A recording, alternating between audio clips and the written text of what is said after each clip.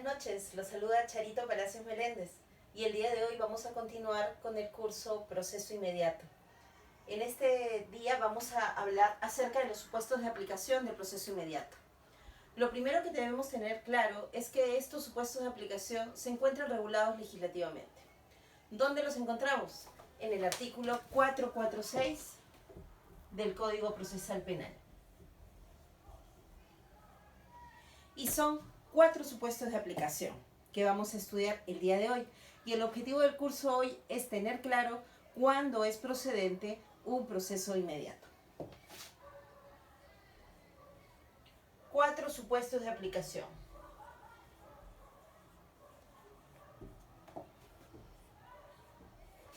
Primer supuesto de aplicación, flagrancia.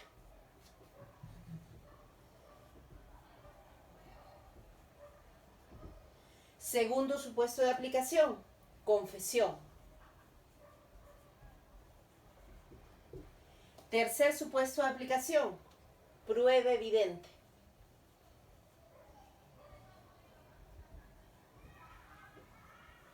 Y el cuarto supuesto de aplicación son los delitos obligatorios.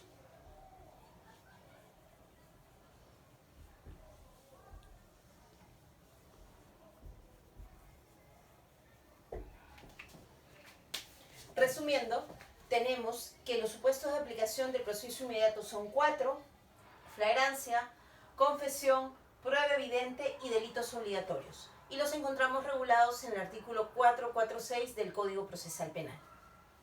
Ahora vamos a analizar el tema, el primer supuesto, que es el supuesto de flagrancia.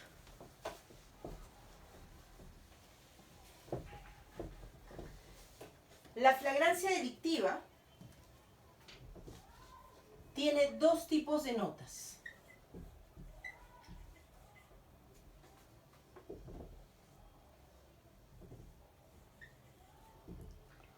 Tiene notas sustantivas para poder distinguir cuándo nos encontramos ante flagrancia y cuándo no nos encontramos ante flagrancia. Y tenemos notas adjetivas.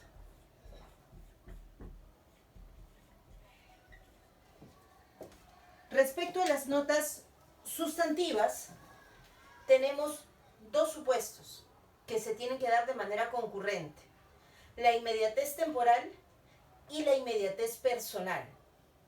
Solo vamos a hablar de flagrancia referido a la inmediatez temporal cuando el acto delictivo se está desarrollando o acaba de ser desarrollado. ¿Qué significa?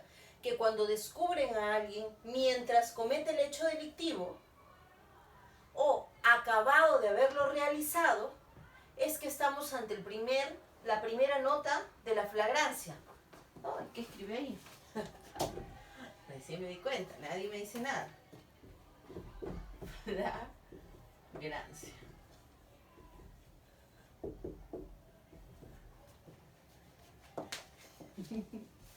Gracias al camarógrafo que me avisó. Entonces, tenemos la primera nota sustantiva de la flagrancia, es la inmediatez temporal.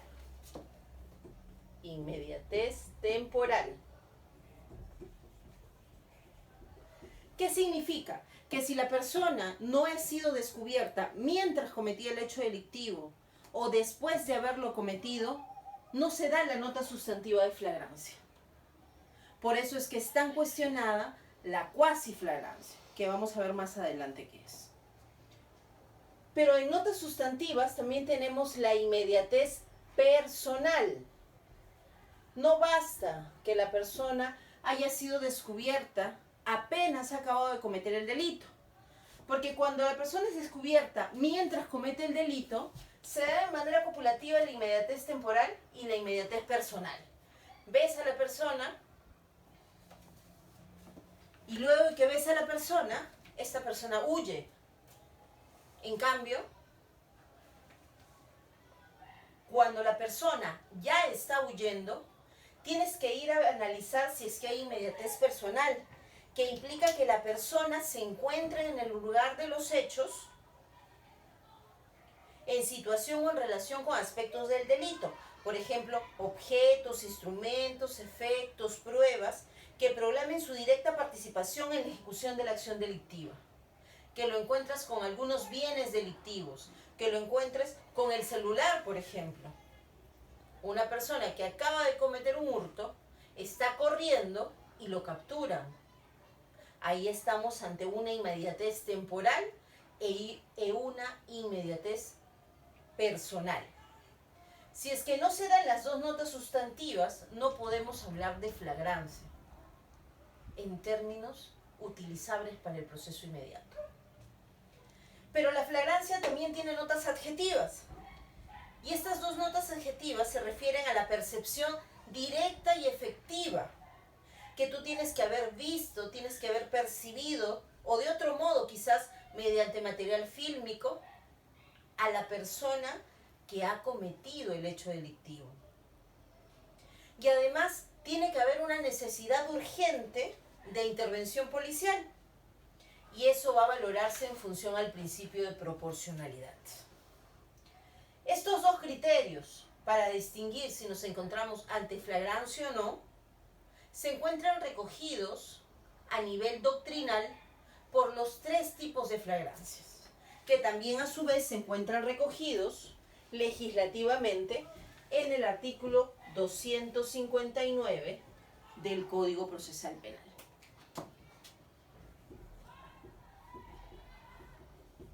La doctrina reconoce entonces tres tipos de flagrancia. Flagrancia en sentido estricto, la flagrancia o cuasi flagrancia,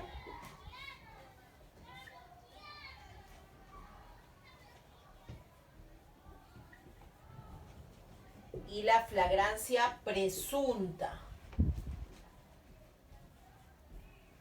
Respecto a la flagrancia en sentido estricto, se da de manera copulativa los caracteres sustantivos y adjetivos que hemos hablado anteriormente.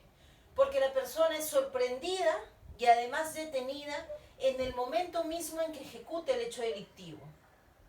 Una persona que está en la calle golpeando a su pareja está en una situación de flagrancia estricta, si es que es detenida en ese mismo instante. Ese es el supuesto típico de flagrancia. No hay duda de que la persona está cometiendo un hecho delictivo. Pero diferente va a ser el caso cuando esa misma persona acaba de cometer el hecho, golpea a su pareja y se escapa.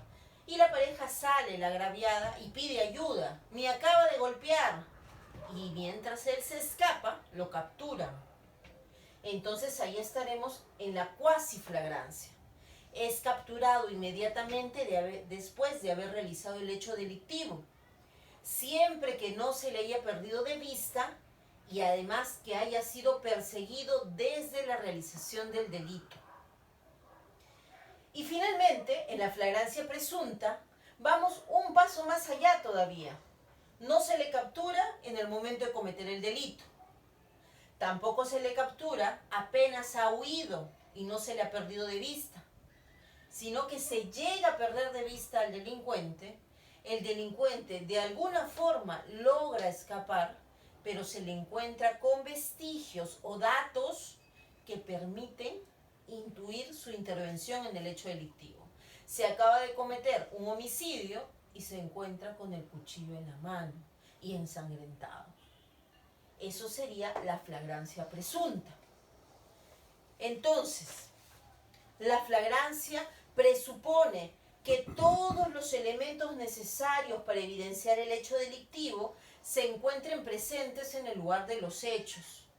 No se puede hablar de flagrancia si es que tengo que realizar una operación inductivo-deductiva para determinar que la persona cometió el hecho delictivo. Porque si yo tengo que conjeturar, ya no estamos ante la flagrancia.